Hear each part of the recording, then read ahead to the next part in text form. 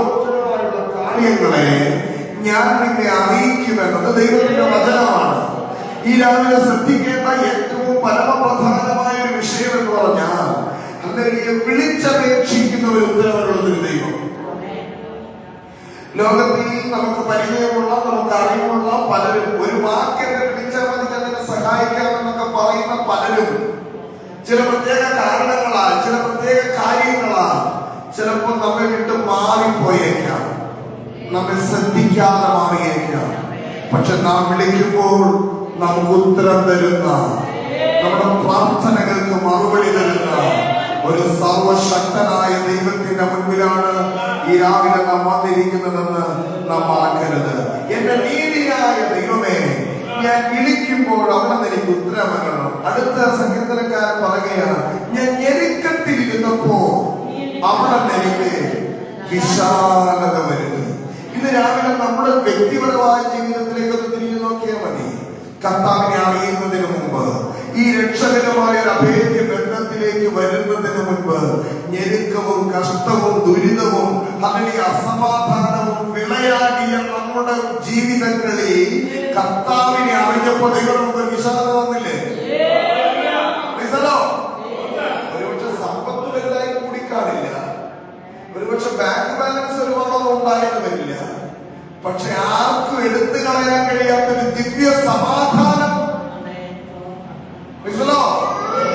അതുകൊണ്ട് ഇന്ന് രാവിലെ ഒരു ഭൗതിക നന്മയേക്കാൾ, ഒരു ഭൗതിക അനുഗ്രഹത്തേക്കാൾ ആത്മമണ്ഡലത്തിൽ ദൈവം നമുക്ക് എന്ത് തന്നു? വിശാലത തന്നു.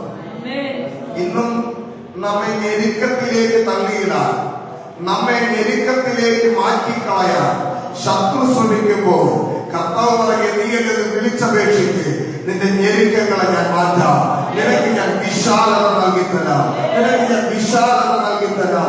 ഈ പകലിനകത്തിരിക്കുന്ന ആരെയൊക്കെ നോക്കി നിങ്ങൾ ആത്മനിയോഗത്തോടെ ഞാൻ പറയട്ടെ, ആഴമേറിയ ചില വിശാലതകളെ, അദ്ദേഹത്തിന്റെ ഹസ്തജന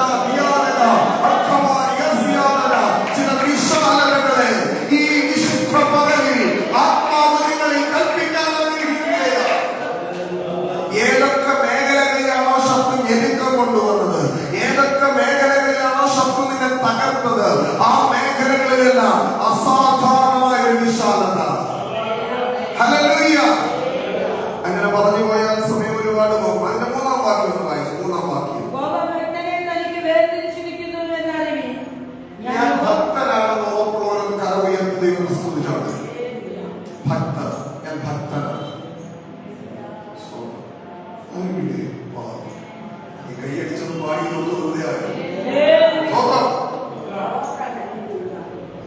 ഭക്തന്റെ ലക്ഷണം എന്താ? ഭക്തന്റെ ലക്ഷണം ഞങ്ങള് കൈവക്കിയിട്ടില്ല വർഷം. ഭക്തന്റെ ലക്ഷണം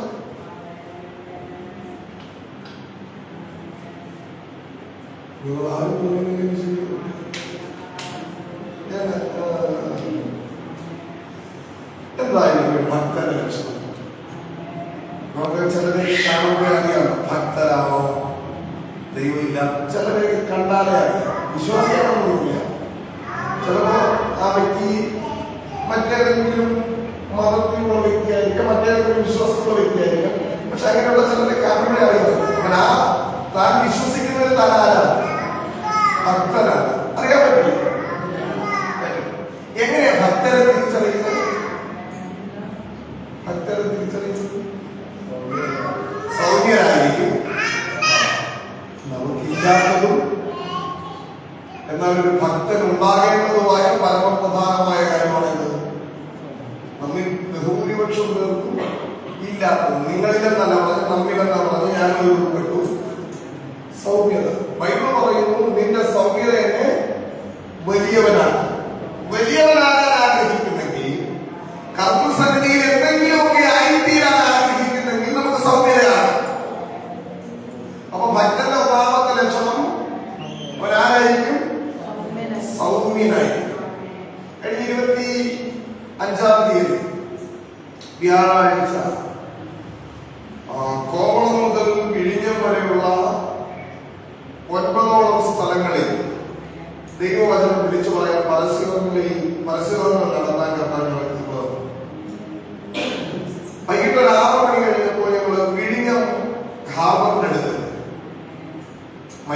സെറ്റ് ചെയ്തു.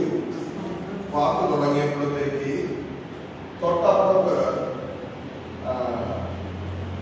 ഒരു കത്തോലിക്കൻ ചർച്ചുണ്ട്. ആ ചർച്ചിന്റെ മൈക്കിലൂടെ ഒരു അനൗൺസ്മെന്റ് കേൾക്കുന്നു. അവിടെ പാട്ട് പാടുന്നത്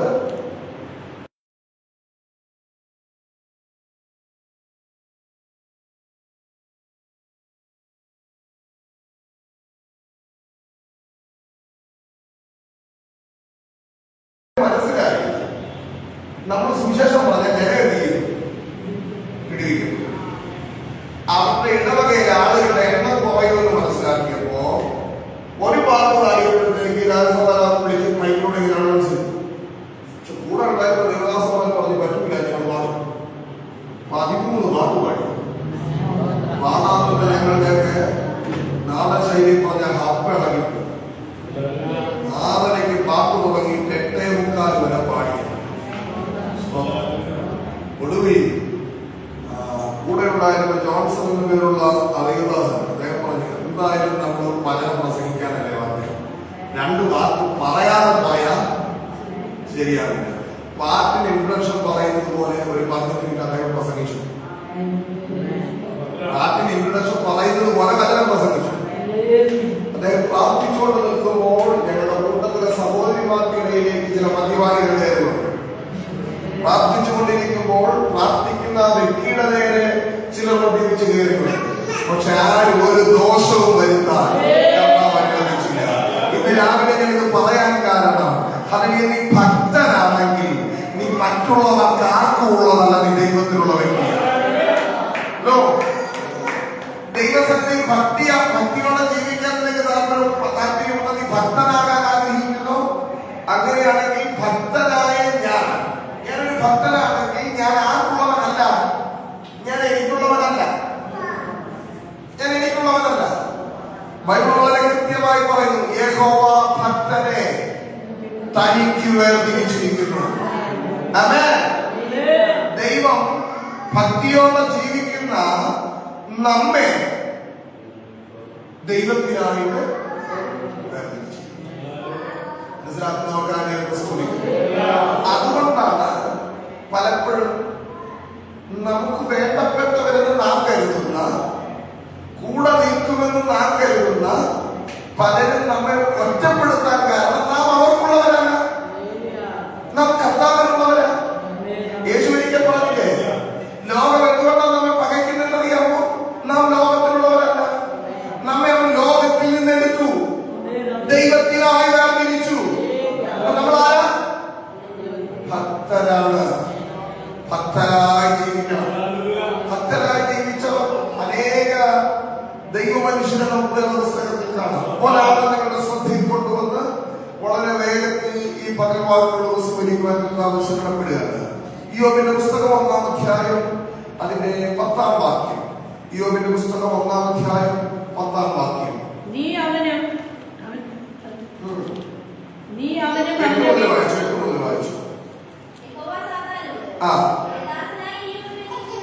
എന്റെ ദാസനായ യോബിന്റെ മേൽ നീ ദൃഷ്ടി വെച്ചുവോ?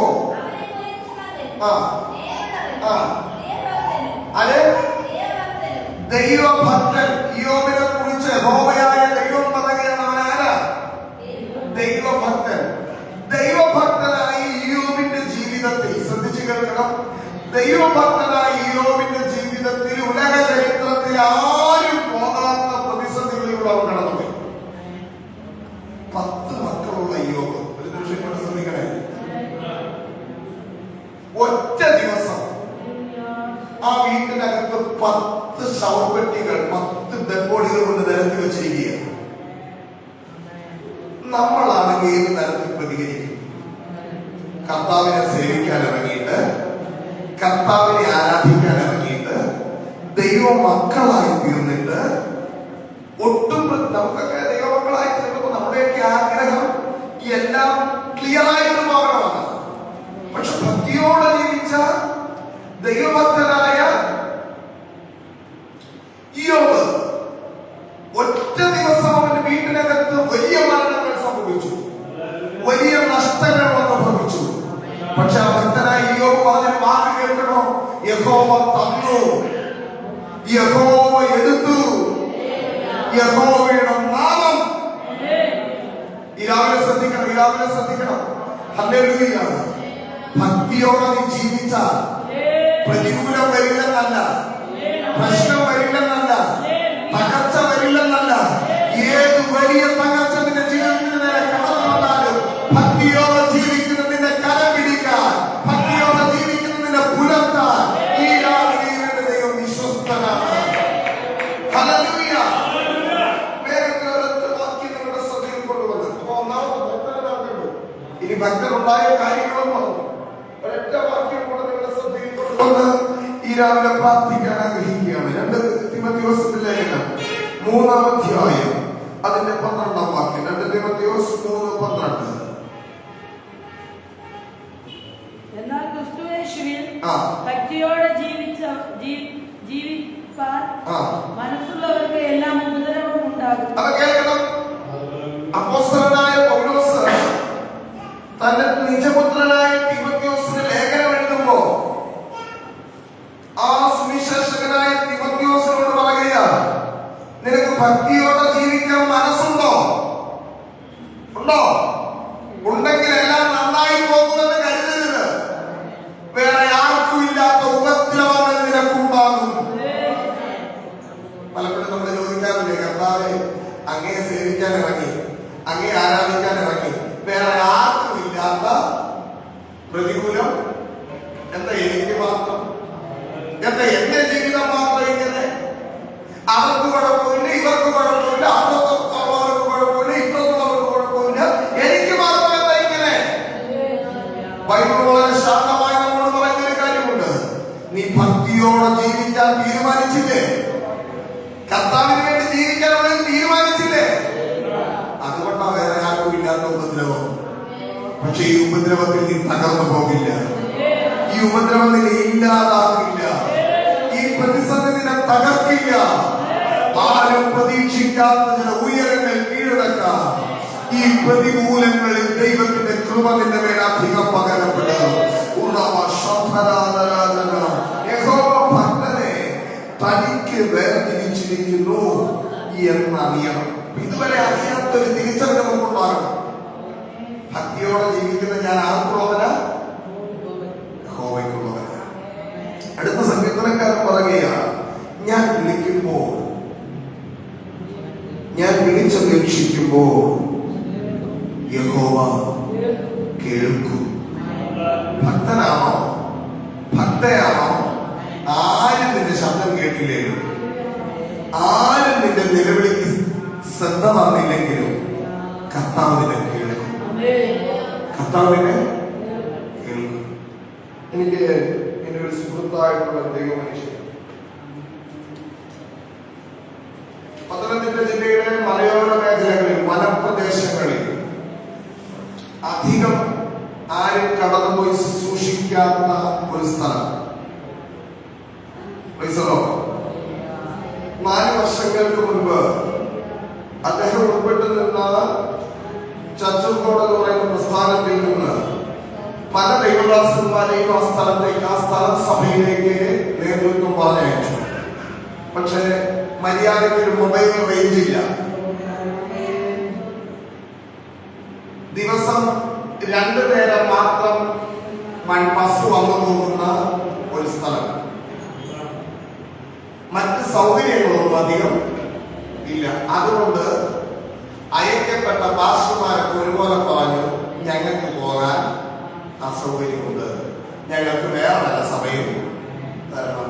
അങ്ങനെ പലരും മാറി പോയ സ്ഥലത്ത് 24 വയസ്സുള്ള അല്ലെങ്കിൽ പ്രത്യാശ കുഞ്ഞുമോൻ എന്നറിയപ്പെടുന്ന ഒരു ദൈവദാസൻ അവിടേക്ക് കടന്നുപോയി.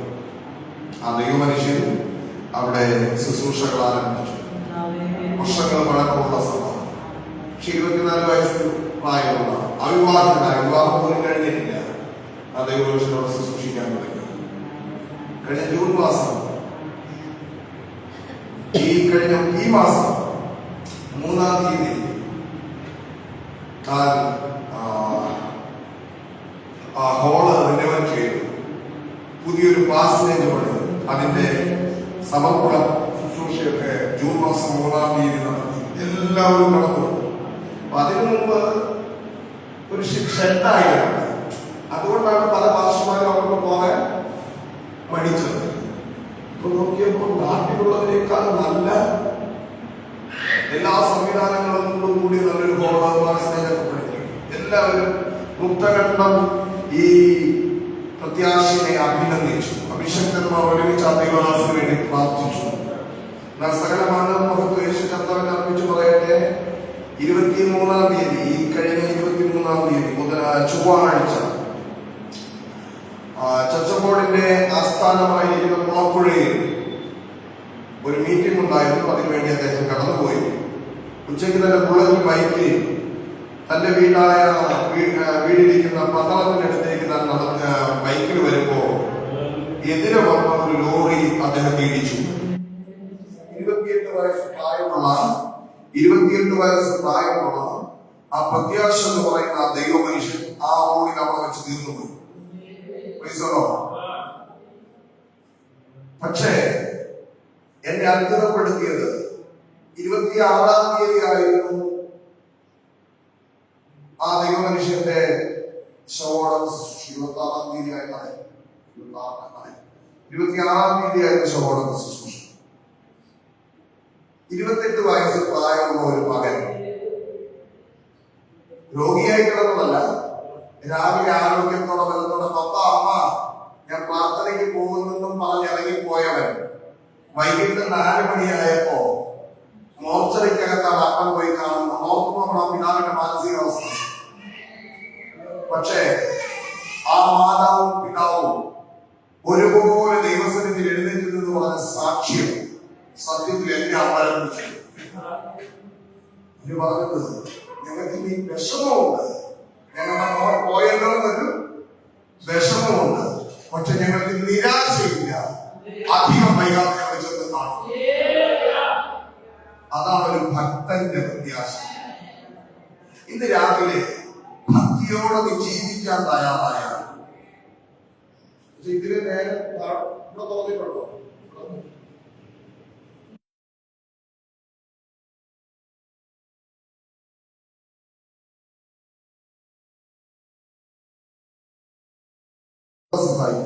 ശ്രദ്ധിച്ചു കേൾക്കണം.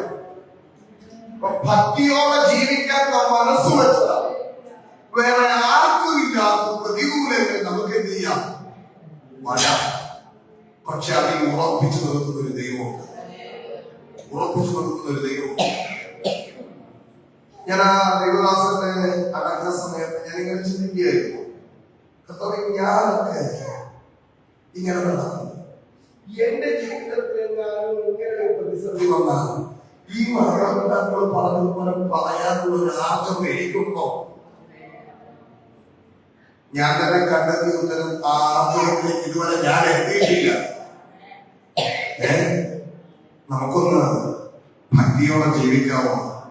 ഉപദ്രവങ്ങൾ കടന്നു വരാം, പ്രതിസന്ധികൾ കടന്നു വരാം. പക്ഷെ ഭക്തിയോടെ ജീവിക്കുന്ന നീ അപേക്ഷിക്കുന്നത് അവൻ നിനക്ക് നൽകി തരും. ആ വാക്യം കൂടെ പറഞ്ഞ് നമുക്ക് ഞാൻ എന്റെ വാക്കുകളെ ചുരുക്കുകയാണ്. 4:6 നമുക്ക് ആ നന്മ കാണിക്കുമെന്ന് പലരും പറയുന്നു. അപ്പൊ നമ്മളെ കുറിച്ച് പലരും പറയുന്നത് അവർ നന്നായി വരട്ടെ എന്നല്ല. നമ്മളെ കാണുമ്പോൾ പലരും ചിരിക്കുന്നുണ്ടാകും, വളരെ സന്തോഷത്തോടെ പല പല വാക്കുകളും പറയുന്നുണ്ടാകാം.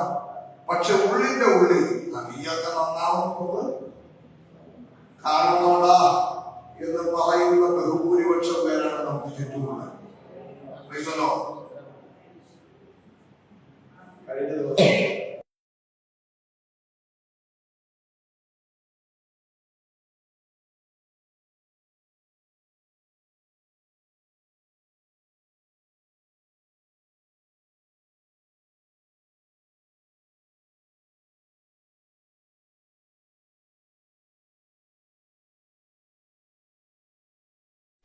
നിനക്കത് നഷ്ടമാണ്.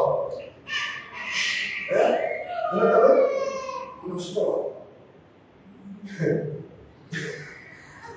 എനിക്ക് പെട്ടെന്ന് എന്റെ വായിൽ വന്ന വാക്കിങ്ങനെ ഞാൻ പറഞ്ഞു, ഞാൻ കച്ചവടമല്ല നടത്തുന്നത്, നഷ്ടമില്ലാത്ത